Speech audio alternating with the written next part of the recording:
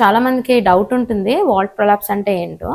So జనరల్గా Walt prolapse అంటే post హిస్టెక్టమైజ్, అంటే ఈమెకి గర్భసంచి ఆల్రెడీ తీసేశారు. తీసేసిన తర్వాత మానం లోపల ఏదైతే ఉంటుందో మానం వెజైనా అంటాం, దాన్ని మనం లోపల స్టిచ్ చేస్తాం, దాన్ని వాల్ట్ అంటాం.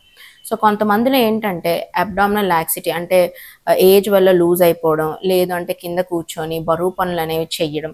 షీఈ్ యాక్చువల్లీ ఫిషర్ విమెన్ అనమాట. She sells fish. గిన్నెలతో ఎక్కువ మొయ్యడం, తలమే పెట్టుకోవడం. సో ఇవన్నీ దానివల్ల ఏమవుతుంది, ఆ సపోర్ట్స్ ఏవైతే ఉన్నాయో మొత్తం అంతా లూజన్ అయ్యి వాల్ట్ ఏదైతే మనం లోపలికి కుట్టారో వీళ్ళకి గర్భసంచి తీసేసిన తర్వాత అది బయటికి జారిపోయింది.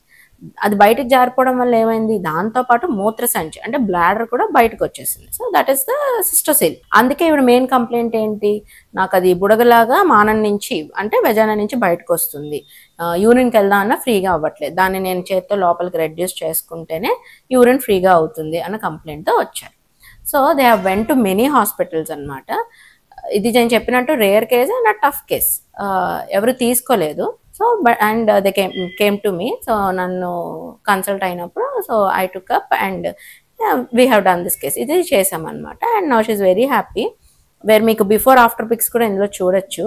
సర్జరీ చేయక ముందు ఎలా తనకి ఆ వాల్ట్ ప్రొలాప్స్ ఉంది, ఆ సిస్టోసిల్ ఎంతవరకు బయటకు వచ్చింది, ఎలా కనిపిస్తుంది అనేది మీరు చూడొచ్చు. ఆ తర్వాత ఎంత బాగా రెడ్యూస్ అయిందో మీరు చూడొచ్చు ఈ వీడియోలో.